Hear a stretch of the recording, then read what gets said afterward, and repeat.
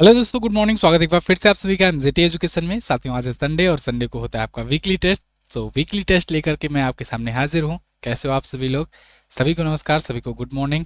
24 नवंबर से 30 नवंबर तक का करंट अफेयर आज की वीडियो में हम लोग बहुत ही आसान भाषा में तेजी के साथ कवर करेंगे या कहें रिवाइज करेंगे। लेकिन तेजी का मतलब ये बिल्कुल भी नहीं है कि आपको एक्सप्लेनेशन नहीं दिया जाएगा। हर एक क्वेश्चन का एक्सप्लेनेशन दिया जाएगा, लेकिन प्रयास आपको करना है पहले आंसर करने का। मैं तो आपको आंसर बताऊंगा ही, और एंड में प्रथा के अनुसार आपको कमेंट करके अपना स्कोर बताना है कि इन 30 क्वेश्चन से आप कितने सही अटेम्प्ट कर पाए हो। इसी से आपका भी इवेल्युएशन होगा। तो वीडियो को एंड तक देखना, स्कोर अपना कमेंट करके बताना। वीडियो अगर पसंद आए तो लाइक और शेयर करना।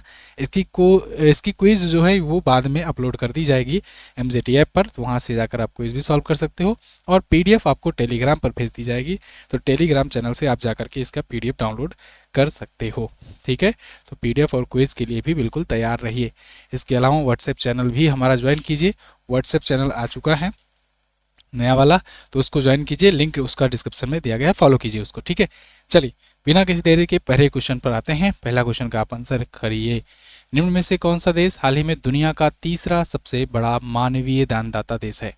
दुनिया का तीसरा सबसे बड़ा मानवीय दानदाता, सबसे ज़्यादा डोनेशन, सबसे ज़्यादा दान कौन देता है? कमेंट करिएगा, बताइएगा सबसे ज़्यादा कौन करता है, फिर दूसरा कौन है, तीसरे पर कौन है। बताया था मैंने ना, पहले पर कौन है? यूएसए। ठीक है ना, फर्स्ट पर कौन है? USA, United states of America. Second पर कौन है? European union, European union. और थर्ड पर आ गया है यूएई, यूएई यानी यूनाइटेड अरब अमीरात। ये तीसरे पर है, तो यहाँ तीसरा पूछा गया है, तो यहाँ डी ऑप्शन आप लगा देंगे। ठीक है, तो ये बात है, इसको ध्यान रखना। और ये रिपोर्ट किसने तैयार करी हुई है? कुल वैश्विक सहायता का यहाँ बताया गया है, यूएई द्वारा 7.2% दिया गया है। ये बाकी सारी डिटेल है, मैंने आपको सब बता दी है। और यूएन ओचा के वित्तीय ट्रैकिंग के सेवा के द्वारा ये जारी किया गया। हाल ही में मिली जानकारी के अनुसार जेफ बेजोस को छोड़ करके तीसरे सबसे अमीर व्यक्ति कौन बने? सब तीसरा तीसरा ही पूछा जा रहा है ना, क्योंकि पहला दूसरा फिक्स है। पहले दूसरे पर तो कोई चेंज नहीं हो रहा है, तीसरे पर बात की जा रही है। तो तीसरा सबसे अमीर व्यक्ति कौन बन गए हैं? ये बन गए हैं कौन कौन? Larry page. लैरी पेज का नाम आपने सुना है? लैरी पेज और सर्जेई ब्रिन दोनों ने मिल करके गूगल की स्थापना की थी। ठीक है ना, लैरी पेज और सर्जेई ब्रिन ने मिलकर के गूगल की स्थापना की थी। और गूगल और उसके जो पेरेंट कंपनी है अल्फ़ाबेट, दोनों के मालिक हैं ये। ध्यान रखना, दोनों के सीईओ हैं सुंदर पिचाई, लेकिन दोनों के मालिक हैं ये दोनों। ठीक है, तो लैरी पेज जेफ बेजोस को छोड़ दिए हैं पीछे, अब हो गए हैं ये तीसरे सबसे अमीर व्यक्ति। पहले पर एलन भैया बने हुए हैं, Tesla, X, Space X, Hyperloop, the Boring, इन सब कंपनियों के ये सीईओ हैं। दूसरे स्थान पर लैरी एलिसन है ओरेकल के। तीसरे पर लैरी पेज एप्पल और अल्फाबेट के। चौथे पर आ गए हैं जेफ बेजोस अमेजन वाले। अगला, केंद्र सरकार द्वारा भारतीय प्रतिभूति और विनिमय बोर्ड यानी सेबी सेबी का पूर्णकालिक सदस्य किसे बनाया गया? कमेंट कीजिएगा, बताइएगा सेबी का पूर्णकालिक सदस्य किसे बनाया गया? सेबी मतलब securities and exchange board of India. तो इसके नए नए कौन बनाए गए हैं पूर्णकालिक सदस्य? बताइए कमेंट करके। अभी सेबी के चेयरमैन गए थे कौन? तुहिन कांता पांडे, है ना, तुहिन कांत पांडे वो बने थे वो। तो ये अभी कौन बने हैं बताइए? संदीप प्रधान। संदीप प्रधान ये नियुक्त किए गए हैं पूर्णकालिक सदस्य 3 वर्ष के लिए। और किसकी जगह पर आएंगे? ये जगह नहीं, मतलब 3 सदस्य होते हैं, अमरजीत सिंह, कमलेश चंद्र वर्षने और संदीप प्रधान, ये 3 हो गए हैं। इससे पहले कौन थी? माधवीपुरी बुच थी, है ना, जिन पर कई आरोप भी लगे थे। माधवीपुरी बुच थी जो सेबी की अध्यक्ष थी, और अडानी ग्रुप के साथ साठ-गांठ होने का उन पर आरोप लगा रही थी विपक्ष की पार्टियां। खैर 1992 में सेबी की स्थापना हुई थी, 1988 में एक्चुअल स्थापित हो गया था, लेकिन पावर में असली में आया 1992 में, हर्षद मेहता स्कैम के बाद। तुहिन कांत पांडे इसके अध्यक्ष हैं। अगला, भारतीय डाक ने कहां पर जेनजी थीम पर आधारित पहला डाकघर खोला है? जेनजी थीम पर आधारित आप मुझे कमेंट करके बताओ। पहला थ्री डी डाकघर, 3D डाकघर, 3D मतलब कि 3D प्रिंटिंग से बना। 3D मत समझ लेना, 3D तो सब होता है। 3D प्रिंटिंग से बना डाकघर। है ना। 3D प्रिंटिंग से बना डाकघर पहला भारत का कौन सा है? तो आप क्या बताओगे? 3D प्रिंटिंग टेक्नोलॉजी से बना, कहाँ पर बना था? ये बेंगलुरु में बना है। कहाँ पर? बेंगलुरु में। एक और क्वेश्चन पूछें, एक और क्वेश्चन पूछें, बताओ 3D प्रिंटिंग टेक्नोलॉजी से बनाया गया पहला मंदिर भारत का कौन सा है? मंदिर भारत का पहला, दुनिया का पहला, जो भी कहो आप। जंजीर थीम पर आधारित पहला डाकघर खोला गया आईआईटी दिल्ली में। सी ऑप्शन जो लोग लगा रहे हैं बिल्कुल करेक्ट लगा रहे हैं। 3D प्रिंटिंग पर आधारित दुनिया का पहला मंदिर तेलंगाना में खुला है। ठीक है, चलिए, तो डाक सेवाओं को जोड़ना और डाकघरों को आधुनिक जीवंत और युवाओं के लिए अनुकूल बनाना ये उद्देश्य है जेनजी के लिए। जेनजी थीम पर आधारित ये है। जेनजी आप जानते हो 1997 से 2013 के बीच पैदा हुए लोग हैं, लपड्डे लोग जो आजकल कुछ भी कर रहे हैं। खैर, अगला। हाँ, हमें मत जाना, हम उससे 1 साल पहले के हैं। जन्मी पहली चीता, हाल ही में भारत में जन्मी पहली चीता मुखी ने कितने शावकों को जन्म दिया? तो मुखी नाम की जो चीता थी उसने अभी कितने शावकों को जन्म दिया है? मुखी आपको पता होगा, ये पहली वयस्क चीता बनी थी, अभी भारत में पैदा हुई है ना। भारत में पैदा हुई पहली वयस्क चीता थी। इसकी माता का नाम क्या था? ज्वाला, है ना। तो ज्वाला से निकला मुखी, मुखी से निकले 5 गो शावक।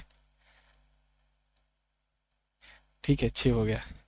तो 5 शावक इसके आए हैं मुखी से। मुखी जो है, याद रखना, भारत में पैदा हुई पहली किशोर अवस्था तक पहुंचने वाली ये बनी थी शावक। ठीक है, चीता। तो 5 अभी इसके शावकों को जन्म दिया गया है, जन्म दिया है इसने कुनू नेशनल पार्क में। आप जानते हो चीता, प्रोजेक्ट चीता के तहत चीते लाए गए थे सबसे पहले नमीबिया से, फिर साउथ अफ्रीका से, और अब बोत्सवाना से बात चल रही है।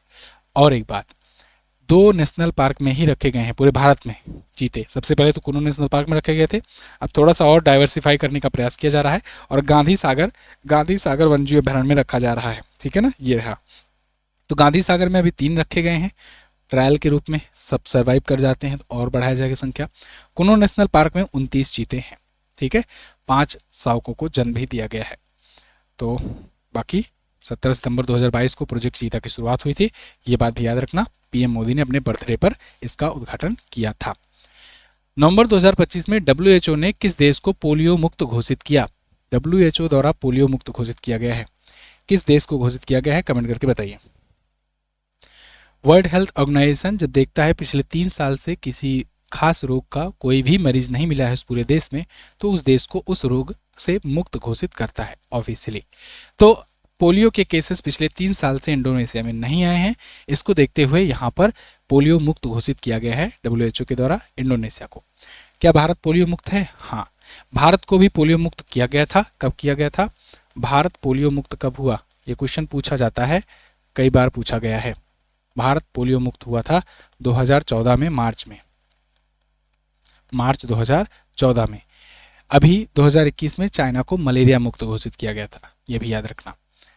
तो फिलहाल पोलियो की खोज जोनास साल्क और अल्बर्ट साबिन ने की थी। पोलियो दिवस, अंतर्राष्ट्रीय पोलियो दिवस कह सकते हैं, यूएन दिवस के दिन मनाया जाता है। यूएन दिवस कब मनाया जाता है? आप कमेंट करके बताओ। नवंबर 2025 में भारत के 53वें चीफ जस्टिस के रूप में किसने शपथ ग्रहण की? 53rd chief justice of India, बताइएगा किसने शपथ ग्रहण की है? तो ये बन गए हैं जस्टिस सूर्यकांत। जस्टिस सूर्यकांत 53वें चीफ जस्टिस ऑफ इंडिया हो गए। किसके जगह पर आए हैं? जस्टिस बीआर गवई की जगह पर आए हुए हैं। शपथ कौन दिलाता है चीफ जस्टिस ऑफ इंडिया को, सुप्रीम कोर्ट के मुख्य न्यायाधीश को? राष्ट्रपति। तो राष्ट्रपति जी ने अभी इनको शपथ दिलाई है। कार्यकाल इनका 9 फरवरी 2027 तक रहने वाला है। अनुच्छेद 124 से 147 तक भारत में सुप्रीम कोर्ट का वर्णन है, जिसमें अनुच्छेद 124 के क में कहा गया है कि सुप्रीम कोर्ट का एक मुख्य न्यायाधीश होगा जो भारत का न्यायाधीश होगा, जिसकी नियुक्ति राष्ट्रपति करेंगे। ठीक है ना। अगला, हाल ही में किस माइनिंग कॉरपोरेशन को 16वें राष्ट्रीय सुरक्षा सम्मेलन 2025 में 5 कलिंग सुरक्षा उत्कृष्टता प्रदान किया गया? तो 16वां राष्ट्रीय सुरक्षा सम्मेलन 2025 हुआ। इसमें ओडिशा की ओडिशा माइनिंग कॉरपोरेशन लिमिटेड या OMCL, इसको दिया गया है कलिंग सुरक्षा उत्कृष्टता पुरस्कार। एक बार फिर से ये जीती हुई है और इसने 5 पुरस्कार मिले हैं 2 कैटेगरीज में, प्लेटिनम और गोल्ड। ठीक है, तो ओडिशा माइनिंग कॉरपोरेशन याद रखना। अगला, पहला ब्लाइंड महिला T20 वर्ल्ड कप किसने जीता है? ब्लाइंड महिला T20 वर्ल्ड कप इसको भारत की महिलाओं ने जीत लिया है। भारत में ही आयोजन हुआ था, भारत और श्रीलंका मिलकर के इसका आयोजन किया था, लेकिन भारत ने जीत लिया है। पहली बार आयोजित हुआ था ब्लाइंड महिलाओं का T20 वर्ल्ड कप। ठीक है, आपने देखा भी होगा, अभी पीएम मोदी टॉक कर रहे थे, उनसे बातचीत कर रहे थे, वो वीडियो भी काफ़ी वायरल है। तो नेपाल को 7 विकेट से इन्होंने हराया है। भारत श्रीलंका मेजबान था, भारत विजेता रहा। अगला, हाल ही में कहां पर छठी अंतर्राष्ट्रीय कृषि विज्ञान कांग्रेस 2025 का आयोजन किया गया? छठवीं अंतर्राष्ट्रीय कृषि विज्ञान कांग्रेस, ठीक है, इंडिया इंटरनेशनल एग्रीकल्चर कॉन्फ्रेंस या कांग्रेस, ठीक है। तो कहां पर आयोजन किया गया भाई? इसका आयोजन किया गया है नई दिल्ली में, ठीक है, नई दिल्ली में किया गया है और 24 से 26 नवंबर तक ये आयोजित हुआ। थीम थी री इन्विजनिंग एग्रोनॉमी, एग्रोनॉमी मतलब agriculture economy, for smart agro food system and environmental protection. इस थीम के आधारित ये था। शिवराज सिंह चौहान जो कि केंद्रीय कृषि मंत्री हैं, वो उद्घाटन किए इसको। अगला, हाल ही में जारी विकास प्रतिबद्धता सूचकांक 2025, इसमें भारत कौन सेवें स्थान पर रहा?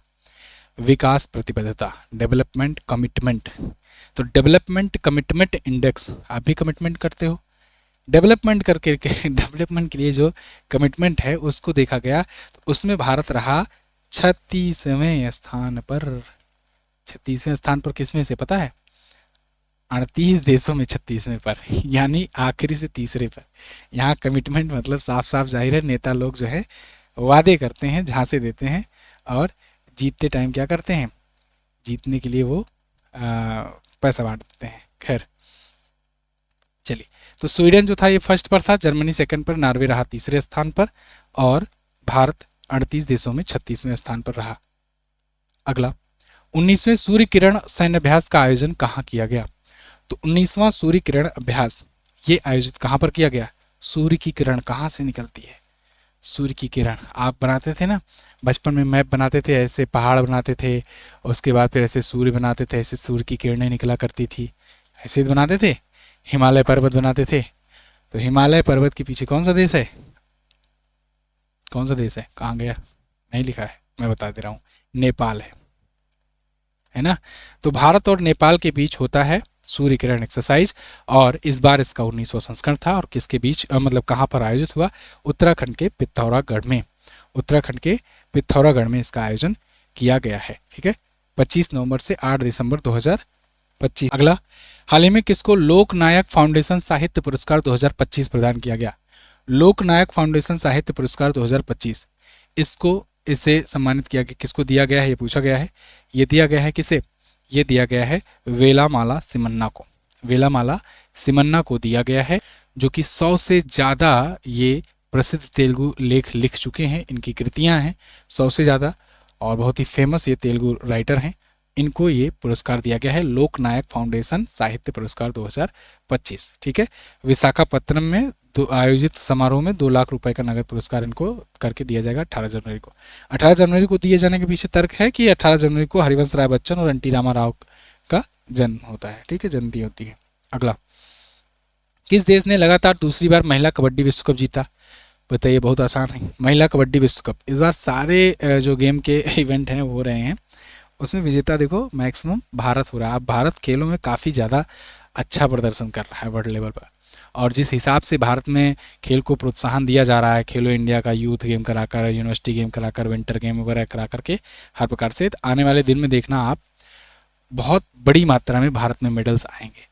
ओलंपिक में तो नहीं बता सकते, लेकिन ये है वर्ल्ड लेवल के जो गेम होते हैं, एशिया के जो होते हैं, वर्ल्ड कप होता है जो, उसमें देख रहे हो कि आप लगातार भारत जीत रहा है। ओलंपिक्स में पता नहीं क्या हो जाता है, जबकि वही खिलाड़ी सब ओलंपिक में भी पार्टिसिपेट करते हैं। खैर देखना होगा, अब की बार उम्मीद है कि ओलंपिक में भी बढ़िया है। अब तो मेज़बानी भी मिल गई है, चलो एक क्वेश्चन ये भी आ गया है, रिवाइज कर लो। भारत मेज़बानी करने जा रहा है किसकी? कॉमनवेल्थ की। कॉमनवेल्थ की मेज़बानी करेगा भारत। कब करेगा भाई? कौन से कॉमनवेल्थ की? 2030। ठीक है, भारत करेगा, अहमदाबाद में होगा 2030 कॉमनवेल्थ। तो खैर दूसरी बार महिला कबड्डी विश्व कप किसने जीता? भारत ने जीत लिया है। भारत ने चीनी ताइपे को हराया है। चीनी ताइपे हम लोग कहते हैं ऑफिशियल रूप से, बाकी उसे ताइवान के रूप में भी जाना जाता है, लेकिन चूंकि यूएन ने अभी ताइवान को रिकॉग्नाइज नहीं किया है इसीलिए चीनी ताइपे ही माना जाता है, ठीक है ना। पिछला आयोजन हुआ था 2012 में पटना में, उसे भी भारत ने जीता था, इस बार भी भारत ने जीत लिया है। अगला, हाल ही में किसने इंदौर में आयोजित इंडियन ओपन में महिला वर्ग का खिताब जीता? इंडियन ओपन, तो इसमें महिला वर्ग का खिताब इंदौर में आयोजित हुआ और इसको जीत लिया है। किसने जीता भाई? अनाहत सिंह ने। अनाहत सिंह ने जीता है। ये स्क्वैश के इवेंट में जीती हुई हैं। स्क्वैश खिलाड़ी हैं ये, है ना, स्क्वैश खिलाड़ी हैं अनाहत सिंह, राजस्थान की रहने वाली हैं, तो इन्होंने ये जीता हुआ है, ठीक है, इंडियन ओपन। ज्योत्सना चिनप्पा को इन्होंने हराया है, ये भी याद रखना। ये भारत की नंबर 1 महिला स्क्वैश खिलाड़ी वर्तमान में बनी हुई हैं। अगला, एक और जरूरी बात, व्हाट्सएप चैनल से जुड़िए। व्हाट्सएप चैनल का लिंक डिस्क्रिप्शन में आपको मिल जाएगा। और एक बहुत महत्वपूर्ण सूचना ये है कि जो ब्रह्मास्त्र करंट अफेयर आ रही है इस साल की ई बुक फॉर्मेट में आएगी, क्योंकि इस बार किताब नहीं आ पाएगी, टाइम नहीं मिल पा रहा है उतना, तो इस बार ई बुक फॉर्मेट में ही आएगी। तो अभी उस पर काम चल रहा है, हम लोग पूरा वेरीफाई कर रहे हैं, उसको रीचेक किया जा रहा है उसका। वो सब फाइनल होने के बाद, कि आज तो मुश्किल है, कल तक कोशिश रहेगी कि कल तक वो लॉन्च हो जाए, ठीक है। तो कल जब तक रीचेक वगैरह नहीं हो जाता तब तक फिर मज़ा नहीं आएगा, नहीं तो गलती निकलेगी तो दिक्कत होगी ना। इसीलिए पूरा हालांकि वेरीफाई किया जाता है, डबल क्रॉस चेक किया जाता है, लेकिन फिर भी प्रूफ रीडिंग की जा रही है और प्रूफ रीडिंग के बाद ही उसे लॉन्च किया जाएगा। तो एक दिन और वेट कर लो, है ना, उसके बाद आएगा। तो आपका जो ग्रुप डी एग्ज़ाम चल रहा है या आने वाले टाइम पे जो एग्ज़ाम आएंगे उसके लिए, सब के लिए ब्रह्मास्त्र होने वाला है। आप जानते हो ब्रह्मास्त्र करंट अफेयर को आपका कितना प्यार मिलता है आपका। राष्ट्रीय महिला आयोग ने संकटग्रस्त महिलाओं हेतु कौन सा हेल्पलाइन नंबर शुरू किया है? तो राष्ट्रीय महिला आयोग के द्वारा संकटग्रस्त महिलाओं के लिए एक नया हेल्पलाइन नंबर शुरू किया गया है, 14490 14490, ठीक है। तो ये न्यू वीमेन पावर हेल्पलाइन होगी पूरे ऑल ओवर इंडिया के लिए, ठीक है, क्योंकि राष्ट्रीय महिला आयोग ने शुरू किया है इसको। ऐसे ही यूपी में आप जानते हो 1090 है, 1090 चौराहा भी है लखनऊ में, तो ये विमेन पावर लाइन है उत्तर प्रदेश की। ऐसे ही 1091 है महिला हेल्पलाइन ऑल ओवर इंडिया के लिए। ऐसे ही 1930 है साइबर क्राइम के लिए, साइबर क्राइम के लिए आप 1930 डायल कर सकते हो। 1098 बाल हेल्पलाइन के लिए है, ठीक है ना, और 181 है महिला हेल्पलाइन घरेलू दुर्व्यवहार के लिए। ओके, तो ये शुरू किया गया है 14490। अगला, पीएम मोदी ने कहां पर 5 जन्य स्मारक का उद्घाटन किया? तो 5 जन्य स्मारक, इसका उद्घाटन किया गया है अभी कुरुक्षेत्र हरियाणा में। कुरुक्षेत्र हरियाणा में पीएम मोदी ने धर्म ध्वजा का जब अनावरण किया, ठीक है, धर्म ध्वजा फहराई वहाँ पर अयोध्या में, उसके बाद उसी दिन ये गए कुरुक्षेत्र में हरियाणा में और वहाँ पर अंतर्राष्ट्रीय गीता महोत्सव में हिस्सा बने। उसके बाद इन्होंने वहीं पर 32 फुट ऊंची 5 जन्य संघ का उद्घाटन किया। 5 जन्य क्या है? 5 जन्य ये महाभारत के समय पर भगवान कृष्ण की संघ थी, इसी शंखनाद से युद्ध शुरू होता था, ठीक है ना। 18 दिनों तक महाभारत युद्ध चला था, ये बात याद रखना। तो भगवान कृष्ण के पवित्र संघ का नाम है 5 जन्य और इनके चक्र का नाम था सुदर्शन। अगला, तो अंतर्राष्ट्रीय गीता महोत्सव कहाँ चल रहा है? कुरुक्षेत्र हरियाणा में, हर बार वहीं होता है, वहीं पर उन्होंने दिया था गीता का ज्ञान। पहली बार वर्ल्ड स्किल एशिया प्रतियोगिता में हिस्सा लिया है भारत ने कितने सदस्यों के साथ? तो भारत ने अभी 23 सदस्यों वाला अपना टीम ये भेजा हुआ है वर्ल्ड स्किल प्रतियोगिता में, जो कि होगा चीन में। तो चीनी ताइपे में ये फिर से आयोजित होगा। कौशल विकास और उद्यमिता मंत्रालय के द्वारा 23 सदस्यों वाली स्किल वाली टीम भेजी गई है, ये अपनी स्किल का करेंगे प्रदर्शन, ठीक है। तो टोटल 21 इवेंट होंगे, लेकिन 21 इवेंट में अभी 23 प्रतियोगी गए हैं भारत की तरफ से। पहली बार है जब इतनी बड़ी टीम जा रही है भारत से। 1987 से 1990 के बीच में ऑपरेशन पवन चलाया गया था। ऑपरेशन पवन किस देश में चलाया गया था जिसमें शहीद हुए जो भारतीय सैनिक हैं उनके सम्मान में उनको अभी सम्मानित किया गया है? तो 1987 से 1990 के बीच में ऑपरेशन पवन श्रीलंका में चलाया गया था। श्रीलंका में चलाया गया था लिट्टे जैसे ऑर्गेनाइजेशंस को खत्म करने के लिए और वहाँ पर गृह युद्ध रोकने के लिए, गृह युद्ध वहाँ पर चल रहा था। ऐसे में अपने बहुत सारे सैनिक वहाँ पर शहीद हुए थे, कुछ 1171 शहीद सैनिक हुए थे, उन सभी को अब सम्मानित किया जा रहा है और उन शहीदों के सम्मान में अभी एक इवेंट आयोजित किया गया। 3500 के आसपास में घायल भी हुए थे। इसी लिट्टे ऑर्गेनाइजेशन ने आगे चल करके 1991 में, मतलब ये ऑपरेशन पवन चला गया था, इसके बाद 1991 में इसी ने बदला लेने के लिए एक विमेन सुसाइड बॉम्बर भेजा था और जिसने पूर्व प्रधानमंत्री, भारत के सबसे युवा प्रधानमंत्री रहे राजीव गांधी जी की हत्या कर दी थी। और हालांकि उस टाइम वो पूर्व प्रधानमंत्री थे, मतलब उस टाइम पर वो प्रचार करने गए थे नेक्स्ट चुनाव के लिए, सत्ता में नहीं थे, एज ए प्राइम मिनिस्टर नहीं थे मतलब। एकमात्र परमवीर चक्र विजेता रामास्वामी परमेश्वरन को भी सम्मानित किया जाएगा। अगला, वर्ष 2030 में भारत के किस शहर में कॉमनवेल्थ गेम का आयोजन किया जाएगा? अभी मैंने आपको बताया, आगे बढ़ते हैं लगा करके, अहमदाबाद में। अहमदाबाद में सरदार पटेल स्पोर्ट इनक्लेव है, तो वहीं सरदार पटेल स्पोर्ट इनक्लेव में ही ये आयोजित होगा। और हम लोग टारगेट कर रहे हैं कि 2036 वाला ओलंपिक भी मिल जाए, है ना। तो कॉमनवेल्थ आयोजित करा करके हम लोग सबको चौंका देंगे, और उसके बाद फिर क्या होगा, ओलंपिक की भी मेजबानी मिल जाएगी। ओलंपिक की बिडिंग की प्रक्रिया चल रही है, देखते हैं जल्द ही अनाउंस हो जाएगा कि कहाँ पर आयोजित होगा। निम्न में से किस राज्य में 3 नए जिले बनाए गए हैं? 3 नए जिलों की घोषणा हुई है। अभी ये किस राज्य में हुई है? ये हुई है आंध्र प्रदेश में। आंध्र प्रदेश में आप जानते हो कि पहले जब वाईएसआर जगनमोहन रेड्डी की सरकार थी तब 13 जिले थे, मतलब सरकार क्या, उससे भी अगर थोड़ा पहले जाए, तेलंगाना जब अलग हुआ इससे तो 13 जिले यहाँ पर थे। 13 जिले में जगनमोहन रेड्डी ने 13 जिले और जोड़ दिए, मतलब हर जिले को इन्होंने 2 पार्ट में डिवाइड कर दिया, तो 26 जिले हो गए। अब वाईएसआर जगनमोहन रेड्डी की जगह पर जब जीत करके वहाँ पर चंद्रबाबू नायडू आ गए तो इन्होंने 3 और जिले जोड़ दिए। अब टोटल जिलों की संख्या यहाँ पर हो गई कितनी? 29। आंध्र प्रदेश में अब 29 जिले होंगे, ये बात याद रखना। 3 जिले जुड़े हैं, पोलावरम, मरकापुरम और मदनपल्ले, 3 जिले जुड़े हैं। भाषाई आधार पर अलग होने वाला ये भारत का पहला राज्य बना था 1956 में। 2 जून 2014 को तेलंगाना इसी से अलग हुआ। इसकी राजधानी अमरावती है, और जो भी रिसेंटली 2024 में ऑफिशियल बनी है। क्यों? क्योंकि 2014 में जब अलग हुआ तब से हैदराबाद राजधानी दोनों की थी 10 साल के लिए। ठीक है, चलिए। हाल ही में किसने दुनिया की सबसे ताकतवर महिला का खिताब जीता? Most powerful women, muscles power वाली, यहाँ पर वो वाला पावर वाला नहीं है जिसमें निर्मला सीतारमण जी आती हैं, वो भारत में फोर्स वाली नहीं, ये पावरफुल ताकत वाली है ना। तो दुनिया की सबसे ताकतवर महिला का खिताब इस बार एथलीट एंड्रिया थॉम्पसन को मिला। इसमें भी अलग ही कहानी है, मैंने आपको बताया था कि जो पहले नंबर की विजेता थी वो धोखाधड़ी की थी, इसलिए उसका खिताब छीन लिया गया। तो जो दूसरे नंबर वाली थी उनको ऊपर कर दिया गया। तो जैमी बुकर से खिताब छीन लिया गया और उसके बाद ये खिताब दे दिया गया दूसरे नंबर की एंड्रिया थॉम्पसन को, जो कि ब्रिटेन की रहने वाली है।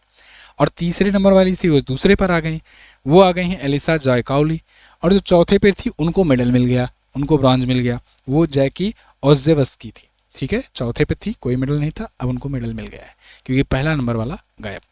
अगला, पीएम मोदी ने कहां पर भारत की पहली वैश्विक स्तरीय विमान इंजन मेंटेनेंस, रिपेयर और ओवरहाल सुविधा का उद्घाटन किया है? एमआरओ सुविधा भारत में पहली बार अब होगा कि विश्व स्तरीय विमान यहां पर मेंटेनेंस हो सकेंगे, रिपेयर हो सकेंगे और इनका ओवरहाल किया जा सकेगा। तो ये अभी हैदराबाद में सेंटर बनाया गया है। ये फ्रांस की कंपनी है सफ्रान, उस सफ्रान के द्वारा जीएमआर के साथ मिलकर, जीएमआर एयरोस्पेस भारत की है, इसके साथ मिलकर के एक संयुक्त उपक्रम बनाया गया है। और ये लोग क्या करेंगे, ये अब भारत में एमआरओ सुविधा प्रोवाइड करेंगे विश्व स्तरीय विमानों तक का भी, मतलब इंटरनेशनल जो फ्लाइट्स होती हैं, बड़ी बड़ी फ्लाइट्स होती हैं, उनकी भी। 1300 करोड़ का निवेश किया गया है। और सफ्रान एयरक्राफ्ट इंजन सर्विसेज इंडिया, जिसे सेईसी कहा जाता है, इसके द्वारा। ठीक है, अगला, द्रौपदी मुर्मू जी ने कहां पर चाणक्य डिफेंस डायलॉग का उद्घाटन किया? चाणक्य डिफेंस डायलॉग नई दिल्ली में होता है, इस बार भी नई दिल्ली में हुआ, नई दिल्ली में आयोजित हुआ और इसका 3रा संस्करण था। इसमें सेना प्रमुख लोग बैठ करके आगे की फ्यूचर में वारफेयर कैसे रहेगी, कैसे वार लड़ा जाएगा, डिफेंस के लिए क्या रणनीति होनी चाहिए, इसके लिए ये करते हैं आयोजन। तो 3रा संस्करण है, 27-28 नवंबर को आयोजित हुआ और राष्ट्रपति जी ने इसका उद्घाटन किया है। थीम इसकी क्या थी? Technological transformation in the army, modernisation and future challenges. अगला, निम्न में से किसे मौलाना अबुल कलाम आजाद राष्ट्रीय पुरस्कार से सम्मानित किया गया? मौलाना अबुल कलाम अंतर्राष्ट्रीय पुरस्कार, मौलाना अबुल कलाम अंतर्राष्ट्रीय पुरस्कार मोहम्मद लतीफ़ खान को मिला है। मौलाना अबुल कलाम आप जानते हो देश के पहले शिक्षा मंत्री थे, ये पहले शिक्षा मंत्री थे भारत के, स्वतंत्र भारत के। ठीक है, तो इन्हीं के सम्मान में इनके नाम से एक अवार्ड दिया जाता है। मोहम्मद लतीफ़ खान को दिया गया है, जो शिक्षा, सामाजिक कल्याण और अल्पसंख्यक सशक्तिकरण के क्षेत्र में अपने योगदान के लिए पाए हैं। तेलंगाना उर्दू अकादमी ने यह पुरस्कार दिया है। तेलंगाना की गवर्नमेंट में जो अल्पसंख्यक कल्याण मंत्री हैं मोहम्मद अजहरुद्दीन, जो कभी क्रिकेटर हुआ करते थे, भारत के कैप्टन भी रहे, इन्होंने ये दिया है, आज मंत्री हैं वहाँ पे। ठीक है, इसे माका ट्रॉफी भी कहते हैं। ये माका ट्रॉफी के नाम से भी पूछा जाता है क्वेश्चन में, याद रखना, Maulana Abul Kalam Azad trophy, short form में माका ट्रॉफी करते हैं। एक बार एग्जाम में पूछा था केवल माका ट्रॉफी। ठीक है, तो माका ट्रॉफी भी याद रखना। अगला, हाल ही में किस देश ने विश्व के सबसे बड़े भूमिगत न्यूट्रिनो डिटेक्टर जूनो का निर्माण किया है? एक भी सिंगल क्वेश्चन आपका एग्जाम में नहीं छूटेगा अगर आप मन से पढ़ लिए तो। मन से पढ़ लिए, जो भी कंटेंट दे रहा हूँ केवल वही फॉलो किए, तो एक भी सिंगल क्वेश्चन नहीं छूटेगा आपका एग्जाम में। हजारों स्टूडेंट कमेंट करते हैं ऐसे, और लगातार करते आए हैं, एग्जाम दे करके आते हैं और बताते हैं कि एक भी क्वेश्चन बाहर से नहीं आया था करंट अफेयर का। आप लोग के ऊपर है, आप इस चीज़ को कितना सीरियसली लेते हो। ठीक है ना।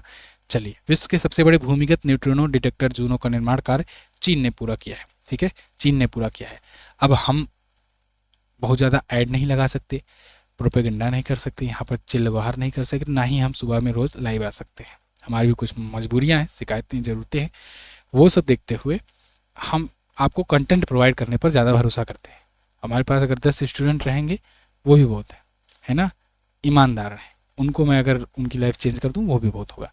ठीक है, चलिए, तो ये भूमिगत न्यूट्रिनो है डिटेक्टर, और ये चाइना ने बनाया है। चाइना ने अपना ही रिकॉर्ड तोड़ा है। इससे पहले इसका था इनो के नाम से, अब जूनो हो गया है, जियांगमिंग अंडरग्राउंड न्यूट्रिनो ऑब्जर्वेटरी। तो 700 मीटर नीचे है। ठीक है, कैपिंग शहर में, गुआडोंग प्रांत में। तो न्यूट्रिनो के द्रव्यमान क्रम को ये निर्धारित करेगा, कैलकुलेट करेगा। निम्न में से कौन दुनिया का सबसे ज़्यादा आबादी वाला शहर बन गया है? दुनिया की सबसे ज़्यादा पॉपुलेशन वाली सिटी, तो ये बन गई है जकार्ता। जकार्ता राजधानी रह चुकी है इंडोनेशिया की, अभी भी काफ़ी हद तक है, लेकिन शिफ्ट हो रहे हैं लोग। ये लोग शिफ्ट हो रहे हैं पूर्वी कलिमंतन द्वीप पर, जहाँ पर नई राजधानी होगी इसकी नुसंतारा। क्या राजधानी होगी? नुसंतारा। क्योंकि जकार्ता में दो प्रॉब्लम, एक तो पॉपुलेशन बहुत ज़्यादा है, ये आपके सामने डाटा, दूसरा ये कि वो राजधानी जकार्ता जो द्वीप है वो डूब रहा है, जलस्तर बढ़ रहा है धीरे धीरे। तो ऐसा प्रेडिक्ट किया गया है कि 2050-60 तक वो डूब जाएगा, इसीलिए वो लोग राजधानी शिफ्ट कर रहे हैं अपना। खैर, वर्ल्ड ऑर्गेनाइजेशन प्रॉस्पेक्ट की रिपोर्ट है ये, जिसमें ये बताया गया है। फर्स्ट पर ये है, दूसरे पर ढाका आ गया है, तीसरे पर टोक्यो आ गया है। ढाका पश्चिम बंगाल की, ढाका बांग्लादेश की राजधानी है ना, अभी पश्चिम बंगाल की नहीं है, क्या पता फ्यूचर में हो जाए पश्चिम बंगाल की राजधानी, है ना। नहीं, राजधानी तो कोलकाता ही रहेगी, बांग्लादेश को बस मिला लिया जाएगा। टोक्यो जो है जापान की राजधानी है। अगला, हाल ही में किस ग्रह के एक क्रेटर का नाम भारतीय भूवैज्ञानिक MS कृष्णन के नाम पर रखा गया? तो एक क्रेटर, ये मंगल ग्रह का एक क्रेटर है, और इसका नाम भारतीय भूवैज्ञानिक MS कृष्णन के नाम पर रखा गया है। और आसपास के भी छोटे मोटे जो क्रेटर हैं, इसी के क्रेटर के आसपास में छोटे मोटे जो हैं, उसका भी नामकरण केरल के ही बहुत सारी चीज़ें जैसे पेरियार, वर्कला, बेकल, थुम्बा और वलियामाला के नाम पर रखा गया है। ये क्रेटर बताया जाता है 3.5 अरब साल पुराना है, और सबसे बड़ा क्रेटर, काफ़ी बड़ा क्रेटर है, सबसे बड़ा नहीं कहेंगे, बड़ा क्रेटर है। 77 किलोमीटर इसका व्यास है, डायमेंशन है 77 किलोमीटर में। सोचो, एक या दो सिटी इसमें आ जाए। अगला, भारत के पहले प्राइवेट तौर पर विकसित कमर्शियल ऑर्बिटर रॉकेट का क्या नाम है, जिसे PM मोदी द्वारा अभी उद्घाटन किया गया है, लॉन्च नहीं। तो भारत के पहले प्राइवेट तौर पर विकसित कमर्शियल ये रॉकेट है। रॉकेट मतलब जो सैटेलाइट लॉन्च करता है, उसका नाम है विक्रम-1। इसको बनाया किसने है? स्काई रूट ने। स्काई रूट भारत की पहली प्राइवेट स्पेस एजेंसी थी। स्काई रूट ने विक्रम-1 बनाया। विक्रम-S इससे पहले ये 2022 में लॉन्च कर चुका था। विक्रम नाम इसने दिया है विक्रम साराभाई से इंस्पायर होकर के, जो कि भारत में अंतरिक्ष कार्यक्रम के जनक माने जाते हैं। तो इसने अभी अपना इन्फिनिटी कैंपस में ये किया है। इसका अनावरण PM मोदी से करवाया है 27 नवंबर को। तो पृथ्वी की निचली कक्षा में यह स्थापित करने वाले सैटेलाइट लॉन्च कर सकेगा। अगला, किस देश के जोवोखिर सिंडारो ये FIDE वर्ल्ड कप का खिताब जीते हैं और जीतने वाले सबसे कम उम्र के खिलाड़ी बन गए हैं? लास्ट क्वेश्चन है, क्वेश्चन का आंसर दीजिए। जोवोखिर सिंडारो ये हैं उज्बेकिस्तान के, और इन्होंने FIDE वर्ल्ड चेस कप जीत लिया। वर्ल्ड कप चेस का टूर्नामेंट, शतरंज का टूर्नामेंट जीत लिया है। ये जीतने वाले सबसे कम उम्र के खिलाड़ी बन गए हैं। इन्होंने फाइनल में चीन के वेई ई को हराया है। ठीक है, ये शतरंज का होता है। FIDE मतलब कि इंटरनेशनल चेस फेडरेशन, 1924 में स्थापना हुआ था, लुसाने में हेडक्वार्टर है। अध्यक्ष हैं आर्केडी डी वाराकोविक। अब आप कमेंट करके मुझे बताओ कि कितना आपने स्कोर किया। कमेंट करके ज़रूर बताना ईमानदारी से कितना आपने स्कोर किया। ठीक है, मैं सबका कमेंट देखूंगा, पढ़ूंगा। इसके अलावा कुछ और रिवीजन पॉइंट छोड़े जा रहा हूँ आपके लिए, आप यहाँ से रिवीजन कर सकते हो। ये प्रमुख दिवस हैं। PDF दिया जाएगा, PDF टेलीग्राम पर मिलेगा, वहीं पर आप रिवीजन कर लेना। PDF जो है ये आपको टेलीग्राम पर मिल जाएगा। ठीक है, वहीं पर रिवाइज कर लेना। यहाँ पर आपको धुंधला दिख रहा होगा, बाकी PDF आपको टेलीग्राम पर भी मिल जाएगी। तो PDF आप रात को 9 बजे ले लिया करो।